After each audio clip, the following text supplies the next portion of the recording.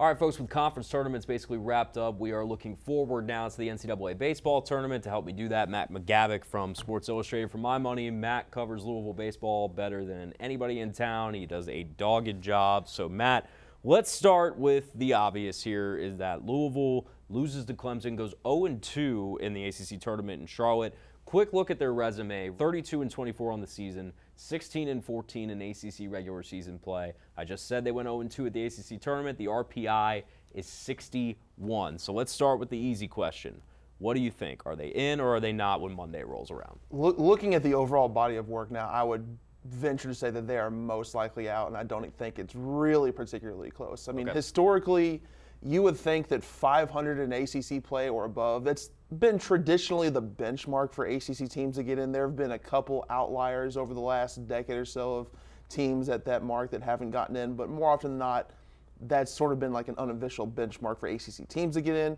But looking at Louisville's RPI, sitting at 61st, if you're an at-large team, you would want to sit at somewhere in the top 40. So that's obviously not great. It was heading into the mid-50s going to the ACC Baseball Championship. Right.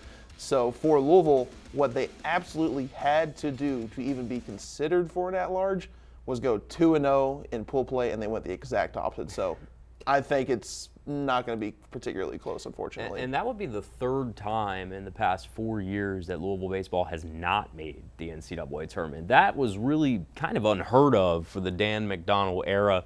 We could boil this down to a litany of issues. I want to start with this season in our view. The pitching seems to have been the biggest problem this year. Is it that easy to just pin it on that, or do you think it goes beyond that?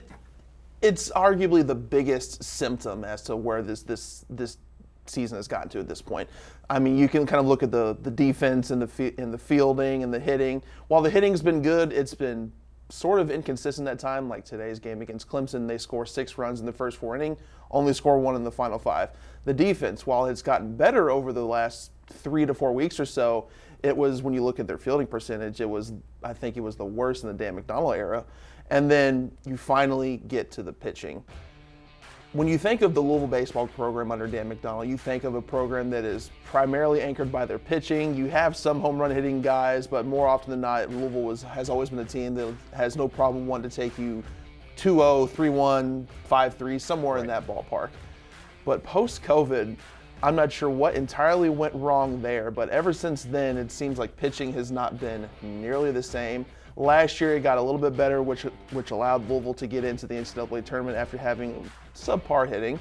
But then you go back to this season, and then you look at their ERA, which the last I checked, it was somewhere in the 6.4s. That's not going to get it done. Not at all. Not only is that not going to get it done, it's by far the worst ERA in the Dan McDonnell era. I believe the next highest ERA was 5.2 or somewhere in that realm. Yeah. So it's over an entire run worse than what the previous worst mark under McDonnell is. So while there are a lot of factors that went into why Louisville is more often or more likely to miss the NCAA tournament this year, pitching is bullet point number 1. So we go to the big picture now, because when you say you missed the tournament 3 of the past 4 years, and of course we remember last year that at the end of the season, Dan and Josh Hurd had their, I don't even know what I really want to call it. I don't want to call it a spat because, we have a role in all of that as well. Maybe it wasn't as heated, but he clearly has not been happy about the facility investment in recent years. But now the results are not there.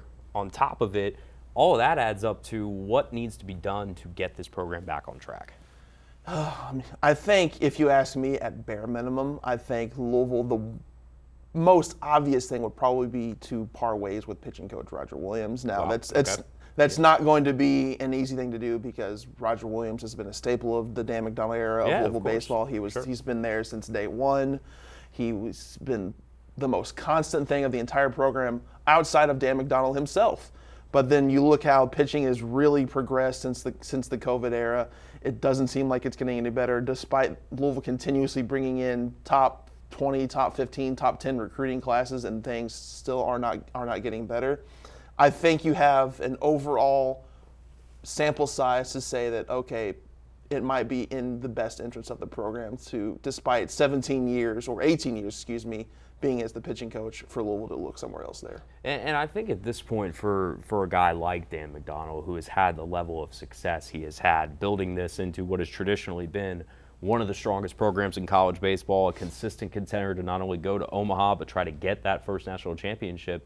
Does he have to look himself in the mirror a little bit and say, what do I need to change? How do I need to adapt to get this back to where it's used to be? I think he absolutely has to, just because even before this newfangled age of college athletics with the NIL and the portal, Dan McDonald was kind of someone that didn't really, wasn't really too privy to using it. He had no problem bringing in JUCO guys. He had no problem bringing in guys of that caliber, but he seemed to be kind of averse to really wanting to get guys from the Division I ranks to try and, keep up with the Joneses in terms of, other programs in the ACC utilizing the portal like them.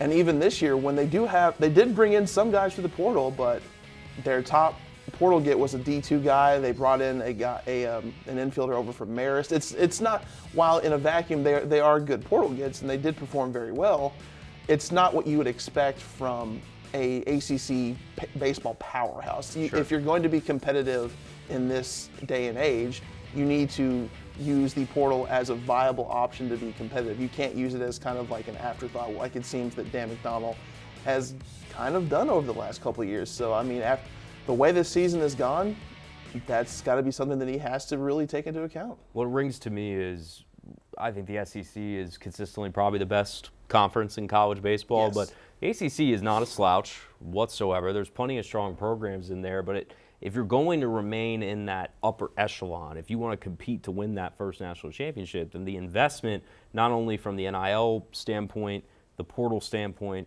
but facilities as well, has to hit a different level if Louisville baseball wants to. And they did it for a long period of time, and Dan and his staff deserve a ton of credit for that. But it's clear that the parameters have changed, the game has changed, but the program itself also has changed, but for the worst. Right, and these two statements aren't mutually exclusive. Yes, it's objectively speaking, Louisville baseball's facilities, when you kind of stack them up with the rest of the ACC, it doesn't nearly compare as much as to say like a Clemson or a Virginia or some of those more traditional ACC baseball powerhouses. That is true, but in the same breath, considering that Dan McDonald has had no problem kind of developing these guys in the past, given what they have at their disposal with like their current facilities, like he has shown in the past that he can get it done. Yep. So yes, facilities are a major need, and he does have a valid concern there. He also, him and his staff as a whole, for lack of a better way to put it, need to step up to the plate in terms of player development. He is Matt McGavic from Sports Illustrated. Buddy, we appreciate your time. Thanks for coming by. Thanks for having me on. Anytime. That's it for us in sports.